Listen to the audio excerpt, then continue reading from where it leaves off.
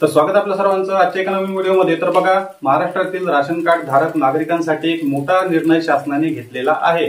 बघा, जीआर आलेला आहे। जीआर मी तुम्हाला या ठिकाणी क्लिअर दाखवणार आहे। पण शासन निर्णय सुद्धा बघा या ठिकाणी काय आहे की आता धान्य मिळणार नाही तर थेट खात्यामध्ये पैसे जमा होणार।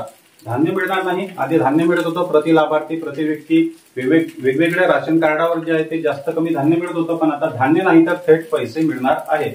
बघा, या ठिकाणी 4 जिल्हे सध्या स्टार्टिंगला निवडण्यात आलेले आहेत। ते 4 जिल्हे कोणते आहेत त्याबद्दल जीआर सुद्धा आलेला आहे।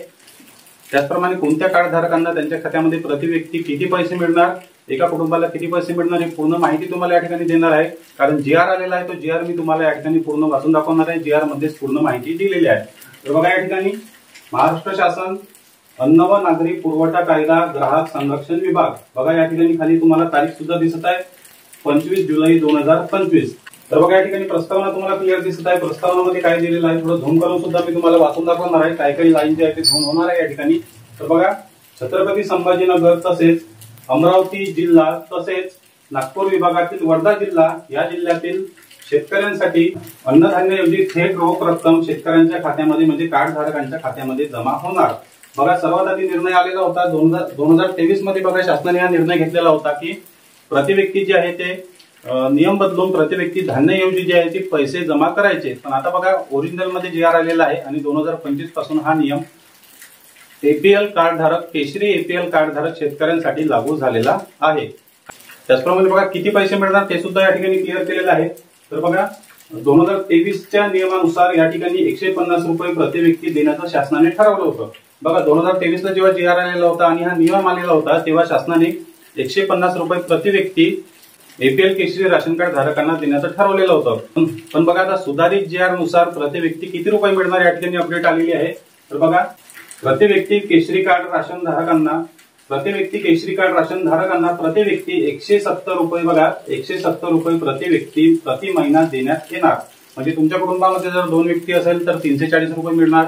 त्याचप्रमाणे 3 व्यक्ती असेल तर 510 रुपये डीबीटी मार्फत हे पैसे जमा करण्यात येणार आहे। म्हणजे प्रति व्यक्ती 170 रुपये प्रत्येक महिन्याला केशरी एपीएल राशन कार्ड धारकांना मिळणार आहे। त्याचप्रमाणे बघा, हे पैसे तुमच्या खात्यामध्ये कशाप्रमाणे येणार आहे, हे पैसे तुमच्या खात्यामध्ये शासन टाकणार आहे डीबीटी वरून।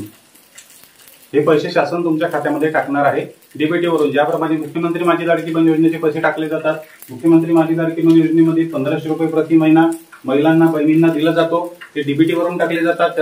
तर बघा, जो व्यक्ती कुटुंबातील प्रमुख आहे आणि त्या व्यक्तीच्या नावावर हे राशन कार्ड आहे, ज्या व्यक्तीच्या नावावर राशन कार्ड आहे आणि कुटुंबातील प्रमुख व्यक्ती त्यांच्याच खात्यावर हे पैसे डीबीटी मार्फत टाकले जाणार आहे।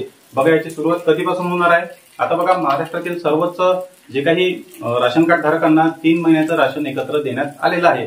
तर कदाचित होऊ शकते ते 3 महिन्याचं राशनाची व्हॅलिडिटी संपल्यानंतर जे आहे ते शासन जे आहे ते एक नवीन सुधारित जीआर काढेल आणि तारीख सुद्धा शासनाकडून फायनल करण्यात येईल की या तारखेपासून या महिन्यापासून जे काही राशन कार्ड लाभार्थी त्यांच्या खात्यामध्ये पैसे जमा होईल। तर बघा, शासनाचा हा निर्णय जो आहे अन्नधान्याऐवजी पैसे द्यायचे प्रत्येक लाभार्थीच्या नावाने जे आहे ते कुटुंब प्रमुख व्यक्तीच्या खात्यावर पैसे टाकायचे, हा निर्णय तुम्हाला कसा वाटला, हा निर्णय तुम्हाला आवडला का, कमेंट बॉक्समध्ये नक्की सांगा। तुम्हाला धान्य पाहिजे की पैसे पाहिजे हे सुद्धा तुम्हाला कमेंट बॉक्समध्ये सांगायचं आहे। चॅनलवर नवीन असाल तर व्हिडिओला लाईक आणि चॅनलला सबस्क्राईब नक्की करा। भेटूया नेक्स्ट व्हिडिओमध्ये। धन्यवाद।